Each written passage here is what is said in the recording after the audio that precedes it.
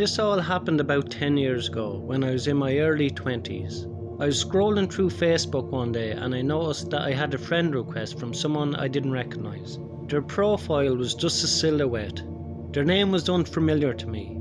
I usually don't accept friend requests from people I don't know, but for some reason I felt curious. I accepted the request and we started chatting. The stranger, who called himself Mark, was charming and friendly at first. He asked me about my life and my interests. We quickly bonded over our shared love of music.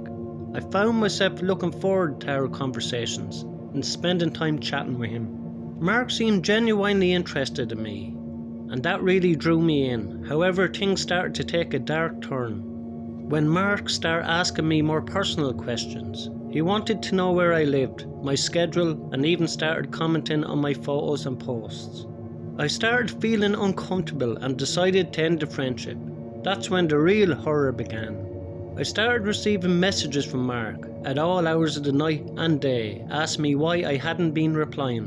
When I refused to respond, he began sending more and more disturbing messages, including one where he referenced the coffee shop where I worked at the time. And I knew for a fact that I never told him any personal details like that. I became afraid for my safety and decided to go to the police.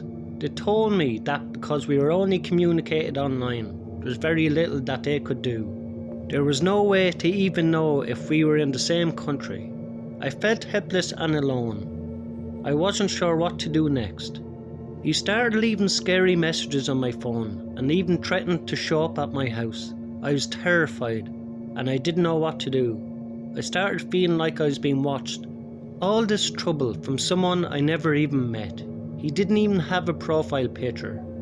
For all I knew, anybody on the street could be him, and I would be oblivious. My paranoia grew over time and I started sleeping with the lights on. I double checked the locks on my doors and windows every night. I was always looking over my shoulder.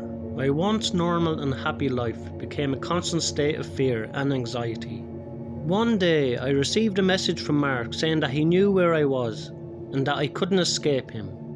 For me, that was the final straw. I called the police and this time they took me more seriously. I guess it made a difference to them when he threatened to come to me in person. I'm not sure why they didn't do it before. I eventually heard back from the police and they told me that they contacted Mark and gave him a warning to leave me alone. I never heard from him again after that, but I was really scared for months, if not years afterwards. I still use social media, but I'm much more cautious about who I accept into my life. I've learned to be vigilant and trust my instincts. The internet can be a wonderful place, but it can also be very dangerous.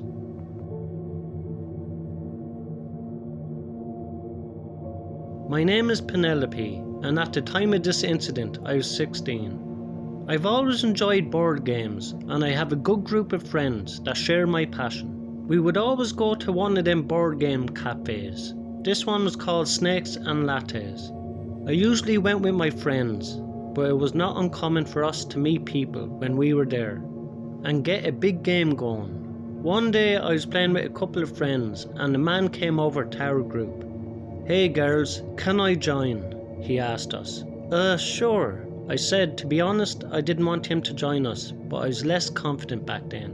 And I had some real people-pleasing tendencies. I could tell that my friends didn't want him to join us either, which was clear from the look on their faces. He said that his name was Dave and that he turned 27. He had long brown hair and thick glasses that were held together by a piece of tape wrapped around the middle. Dave straight away started giving off bad vibes. He was sitting next to me and all he did was complain about his girlfriend. He said that he only came here to get away from her and that the only reason he didn't dump her was because she was his only source of income and shelter. What am I supposed to say to that? I just gritted my teeth and nodded awkwardly. He also bragged about how he stole a large hunting knife from Walmart and he showed it to me. Also, he told me his glasses were broken from a bar fight. That really scared me. The kind of guy that carries a knife and gets into fights just has trouble written all over him. He did seem kind and friendly in a way though, but he was casually talking about assaulting people. We were only about halfway through the game when he asked me for my Snapchat, and I reluctantly gave it to him. Like I said, I didn't have the courage to say no back then. If anyone tried that on me now, I would have no problem laughing in their face. Just after I gave it to him, he got up and went to the bathroom. While he was away, I received a message from him on Snapchat. It read, "I know this sounds creepy, but I think we should totally date." There was more written, but I didn't need to read it. I wrote back, "Oh no, I'm not interested in a relationship right now." He replied back with, "Okay, no problem." When he came back, he acted like nothing happened for the rest of the game. It was one of the most awkward hours in my life. He made a few crude comments and attempts at flirting, but I quickly shut them down. After the game, I told my friends what happened with Dave and agreed that he was a weird guy and that we would try to avoid him from now on. He sent me a few messages throughout the next week or two, but I ignored them. I have also seen him at the cafe since, but we always try to avoid him, and so far it's working.